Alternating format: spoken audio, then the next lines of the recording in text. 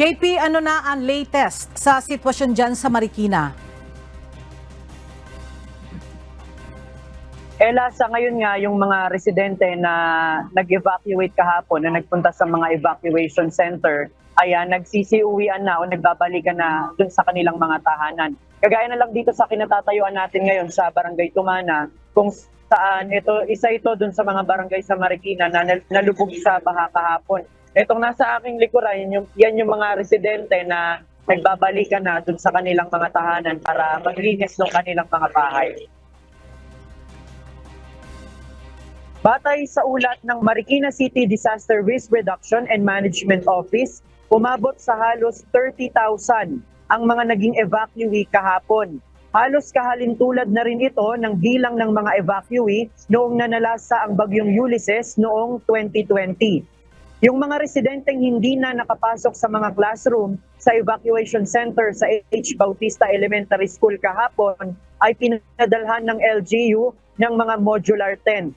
Yung mga residente naman na totally na-wash out yung mga gamit nila sa loob ng kanilang mga bahay ay mag-i-stay daw muna sa mga evacuation site habang yung iba nilang mga kamag-anak ay magtatanggal ng mga putik sa kanilang mga bahay. Ayon sa mga residente ng Barangay Tumana, kahit may second floor na ang kanilang mga bahay, ay inabot pa rin kahapon ng mataas na tubig. Sa ngayon, ongoing ang clearing operations dito ng lungsod na pamahalaan, pati na ng Metropolitan Manila Development Authority o MMDA. Nagkalat yung mga basura sa riverbanks, sa mga kalsada at sa mga creek.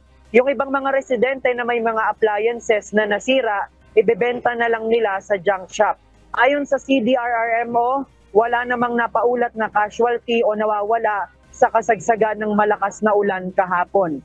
Lubhang naapektuhan ng baha kahapon sa Marikina City ang mga barangay ng Santo Niño, Malanday, Nangka at Barangay Tumana.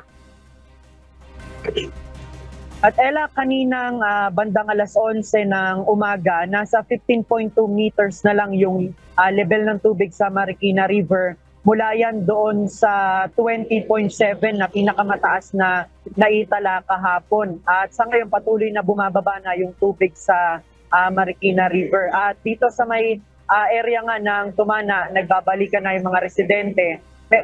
Dito sa Marikina, nakakaranas na tayo ng sikat ng araw pero nagkakaroon pa rin ng pag-ambon. At may pakita lang natin, no, dito sa gilid ko, merong mga tambak ng basura, kagaya nitong nasa gilid. Yung kahabaan ng Tumana, sa Barangay Tumana, halos ganito ngayon yung itsura. Pati yung ibang mga lugar sa Marikina City, dahil nga yung mga area na nalubog sa baha ay nililinisan ng mga residente yung kanilang mga bahay, habang yung LGU naman, tinatanggal yung mga putik sa kalsada. Yan muna ang ating latest live mula dito sa Marikina City. Balik sa'yo, Ella.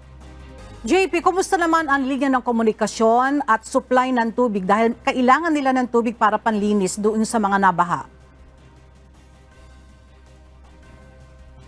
So far, Ella, dun sa supply ng tubig, nakita naman natin na merong mga nagagamit na tubig yung mga residente dito na panlinis. Yung sa linya naman ng komunikasyon, may mga area na nakita natin lalo na dun sa mga evacuation site na medyo siksikan, medyo humihina yung signal.